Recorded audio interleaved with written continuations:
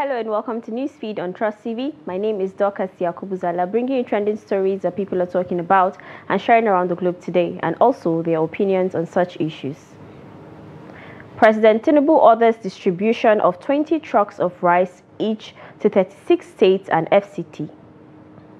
Nigerians to show $10,000 balance and pay 640,000 naira to obtain a document verification number before they can obtain UAE visa. Governor Sanwo-Olu gives coppers 100,000 naira, pledges 5 billion naira for NYSC permanent site.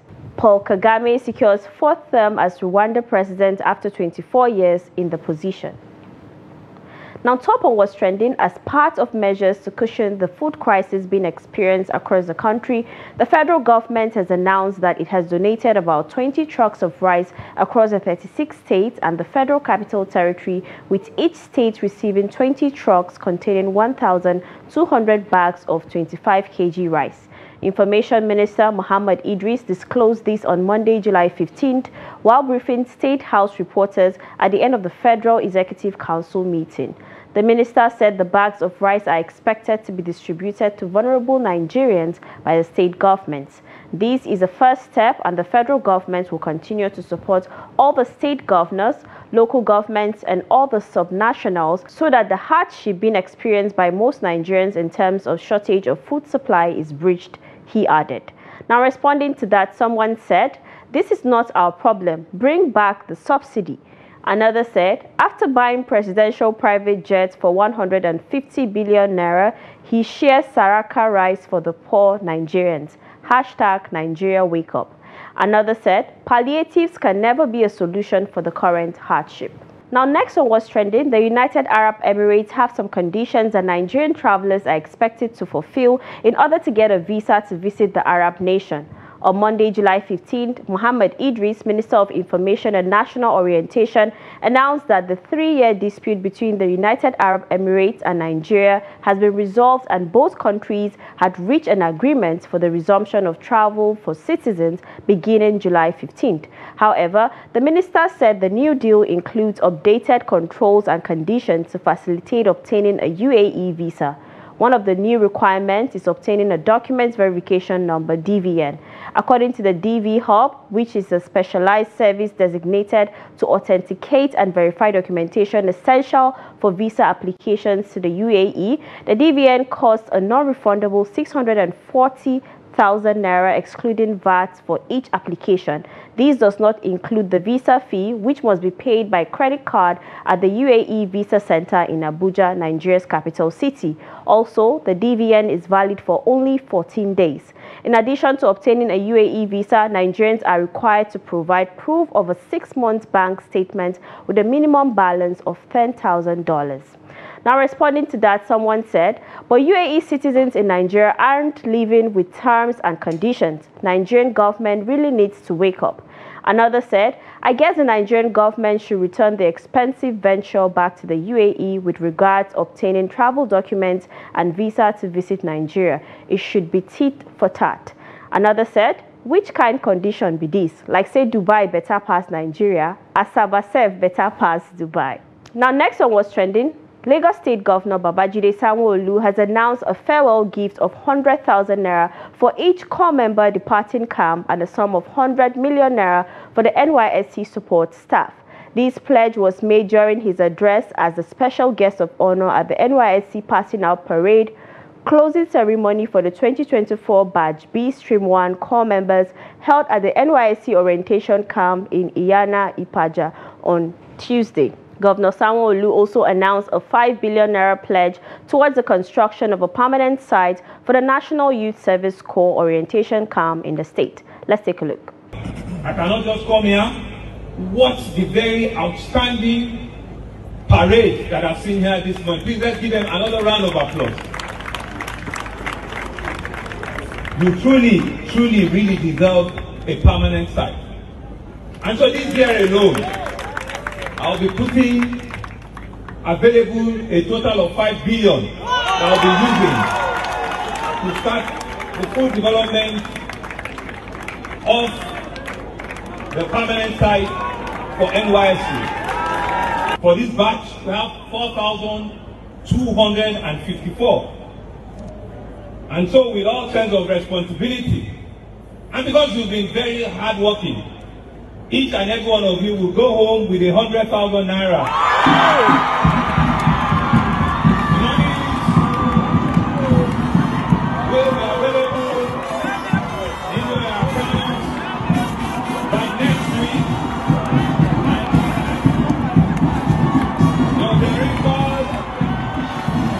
Now, someone said, beautiful propaganda. The same minimum wage governors claim they can't pay civil servants is what you are giving out as gifts. Another said, I can only hope corruption sleeps while these funds get disbursed. Another wrote, wow, so impressive. Kudos to the core members, kudos to the governor. Now, Justice Yelin Ogoro of the Federal High Court sitting in Lagos on Tuesday, July 16th, dismissed a suit by a Lagos-based lawyer, Malcolm Omirobo, challenging the use of Arabic inscriptions on Naira notes. According to the judge, the Central Bank of Nigeria, CBN, is empowered by Section 53 of the Banks and Other Financial Institutions Act to print, design, and issue the currency, and compels the need to establish bad faith before an action can be brought to challenge the act or omission of the federal government or the apex court. The court also held that the suit challenging the Arabic inscriptions on Naira notes failed to establish that the CBN's powers were exercised in bad faith. Omirobo had filed the suit against the CBN in January 2020, contending, amongst other things, that Arabic is not one of the 4 official languages of Nigeria, namely English, Yoruba, Hausa, and Igbo. In the suit, the lawyer contended that Arabic is not indigenous to Nigeria, and to have it on our country's currency offends certain provisions of the Constitution. The CBN, in its response, had filed a preliminary objection, insisting that Omirobo had no legal standing to file the matter.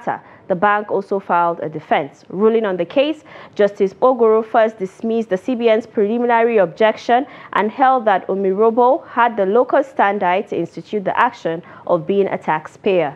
The court also held that public interest actions must be encouraged. Now, someone said, sometimes I wonder some beans in this country. Is this going to help an average Nigerian or help the economy? Another person said, that one is not our problem. Another opined, actually, it's not entirely Arabic. It's called Ajami. It's the use of Arabic script or alphabets to write Hausa language. Ajami is used to write different languages, including Yoruba. Hausa people use Ajami to write long before the introduction of English alphabets in Nigeria. And the Federal Bureau of Investigations has filed a 16-count criminal indictment against Kingsley Inegbedion and Ifema Igbe over internet fraud and money laundering allegations of $1.5 million. According to the FBI, in the indictment filed on May 14th in the U.S. District Court for the Northern District of Georgia, Atlanta Division, Mercy's Inegbedion and Igbe perpetrated romance scams and business email compromise, posing as legit businesses to defraud innocent American citizens between April 2020 and May 2023. Inegbedion, a network engineer who ran training programs for aspiring tech workers in Atlanta, was known previously to law enforcement, documents said. The sham corporate entities did not have physical premises, earn legitimate income, or pay wages to employees, the FBI said in the indictment. They asked victims to wire money to these accounts, which appeared legit, and quickly distributed the fraudulent funds into other accounts within and outside the U.S. in an attempt to conceal the fraud. Igbe already fled to Nigeria after security agents invited him for questioning before the indictment was filed, leaving Inegbedion to answer and defend the charges preferred by the FBI. Now, someone said, no allow anyone oppress you. If they tell you their source of income, you kuku continue with your farming. Another said, so many Nigerian guys and girls are into this in America and Canada while holding legitimate jobs. So you will wonder why you work so many hours and you are managing. You even ask yourself, is it not the same abroad? Nigerians in Nigeria will be envying you. There are Nigerians abroad who have never worked in their lives. They have been milking the systems in one way or the other illegitimately. You need to see how much they collected during COVID-19. Some of them went and stayed in Nigeria for 6 months, converting the money from dollars to naira, enjoying themselves. Another person said, I keep telling people that this FBI will watch you as long as they can and pile up evidence before they come for you. Now let's take a short break, and when we return, you get to know why a federal high court has ordered the forfeiture of 20 cars. Stay tuned.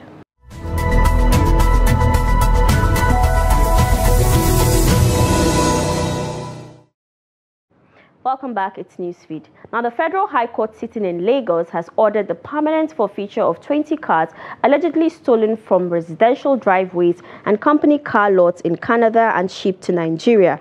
Justice Sanwo-Olu made the order for the final forfeiture after the Economic and Financial Crimes Commission (EFCC) moved an application for the forfeiture of the cars since no person or organization came forward to claim them.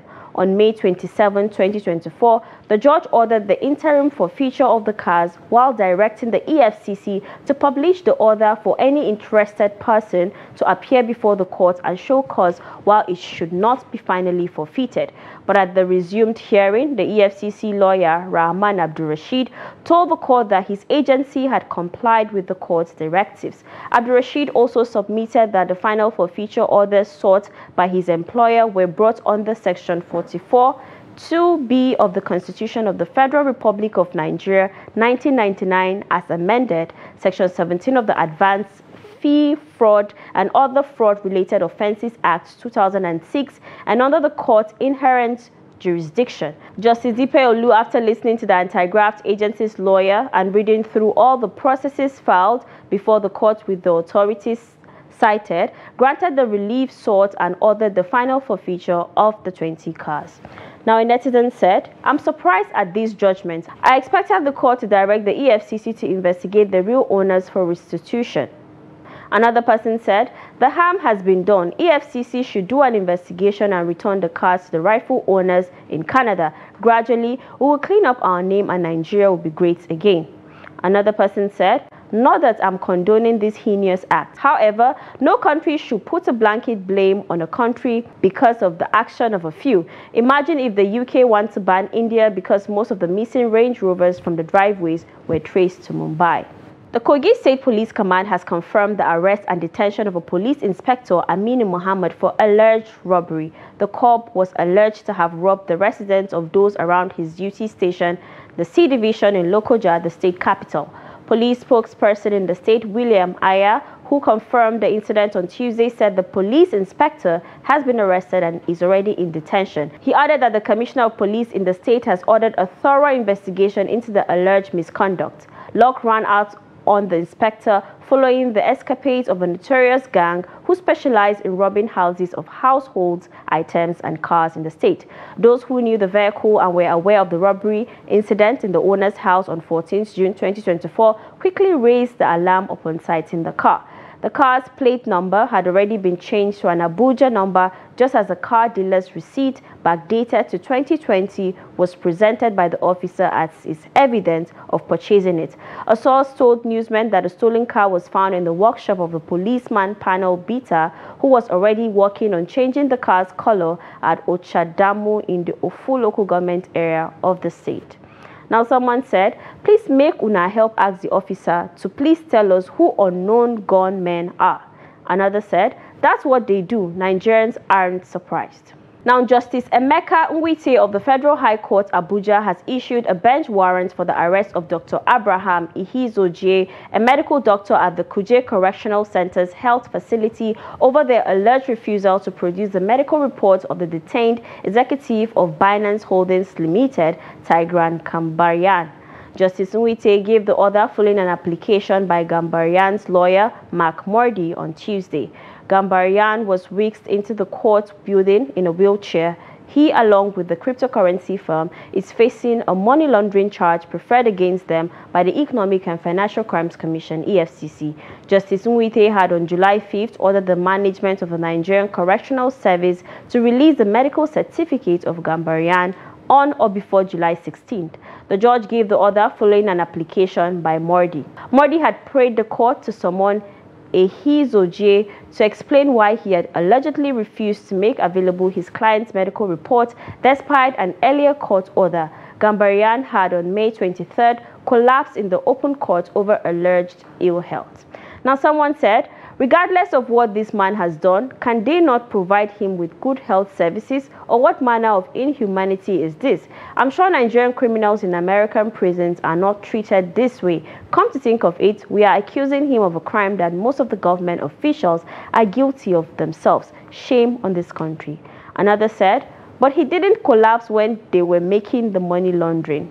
Another wrote, he is pretending because he wants to escape from Nigeria. President Paul Kagame of Rwanda has won 99.15% of the votes from the country's presidential election to secure a fourth term in office. Rwanda's electoral body said only about 79% of ballots have been counted. Authorities said 9.5 million Rwandans registered to vote.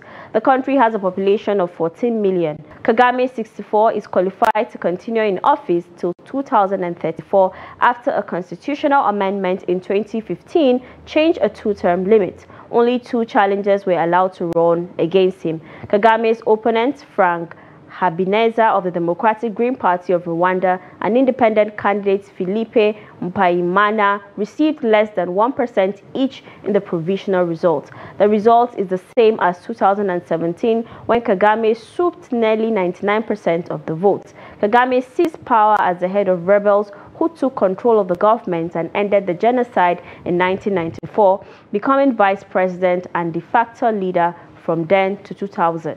When he became president on 22nd April 2000. Now, responding to that, someone said, why can't he rest and give others a chance? Must he keep standing for election? Another said, a good leader needs another chance to show more of his good leadership. Congratulations. Another opined, the culture of sit-tight syndrome has eaten deep into the fabrics of our political culture in Africa. Fourth term would imply 16 years. The importance of political recruitment process is to give chance to recycled political leadership, but in Africa, elective positions are made to seem hereditary. And now to a funny video of Daddy Kids. Take a look. Mama, can you say Mama's name? Daddy. Daddy. Mama. Mama. You say Mama? Dada. Can you say Mama's name cause you love her so much? Dada. Dada. Dada.